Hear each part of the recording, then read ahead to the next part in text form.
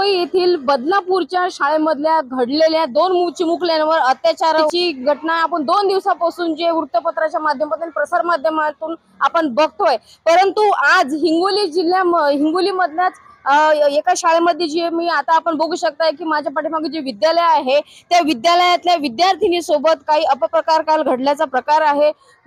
येथील जे सहशिक्षक आहेत बोरकर म्हणून ते मुलींच्या शौचालयाकडे बाथरूमकडे जाण्यासाठी लघुशंका करत असताना मुलींना आपत्तिजन्य स्थितीमध्ये ते दिसले आणि त्याची तक्रार जी आहे मुलींनी आपल्या पालकांकडे केली आणि पालकांनी याबद्दल गंभीर दखल घेत या शाळेच्या मुख्याध्यापकाला भेटून याबद्दल चर्चा केली। चर्चा केल्यानंतर त्या शिक्षकाची इथे जी आहे निलंबनाची कारवाई ही तत्काळ करण्यात आलेली आहे। परंतु तरी प्रश्न हा होतो की मुलींचं शौचालय मुलांचं शौचालय सोबतच स्टाफचं शौचालय हा वेगळा वेगळा का नाहीये? या ठिकाणी एकाच जागी सर्वांचाच हा प्रसाधनगृह का एकत्र ठेवण्यात आलेले आहे आणि या व्यक्तीवर जे आहे ह्या कारवाईवरच हे इथे थांबणार आहे का असे अनेक प्रश्न आता या शाळेवर उपस्थित होत आहे।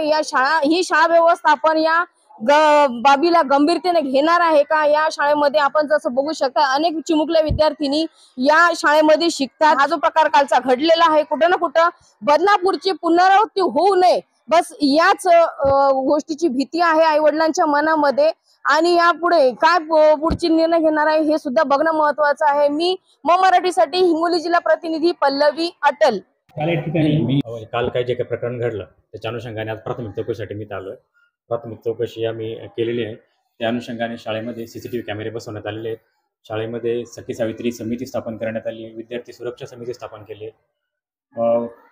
त्यानंतर फक्त या ठिकाणी अडचण हेच होती की विद्यार्थी आणि कर्मचारी यांचं वेगळं बाथरूम नाही आहे, दोघांसाठी एकच टॉयलेट आहे आणि कालच्या प्रकरणामुळे संबंधित संस्थेने संबंधित शिक्षकावर निलंबनाची कारवाई केली आहे। शाळेतले जे शिक्षक होते श्री बोरकर ते वॉशरूमला गेले होते लघुशंकेसाठी आणि गेले असता त्यांनी त्यांचा जो दरवाजा आहे तो आतून कडी नव्हती लावली त्याची आणि त्यानंतर काही विद्यार्थ्यांनी तिथं वॉशरूमसाठी गेल्या, मग त्यांनी तो दरवाजा ढकलला।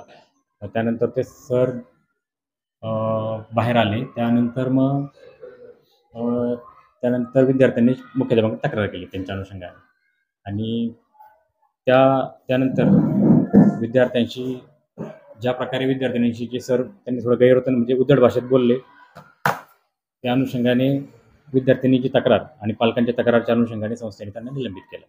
ज्या इतभूत सुविधा पाहिजे होत्या त्या नाहीये तर त्याबद्दल आपण कारवाई करणार आहात का? तो आता आमच्या अहवालाच्या आधारे कारवाई होईल। अहवाल आमचा तयार होतो, अहवालात आम्ही सगळ्या गोष्टी चौकशी सुरू आहे। अरे तुम्ही आल्यानंतर मुलांकरिता शौचालय वेगळं आणि मुलींकरिता शौचालय तुमच्या देखत लिहिण्यात आले, यावर आपण हा अहवाल याच्यात टाकलाय का? इथे सगळ्या बाबी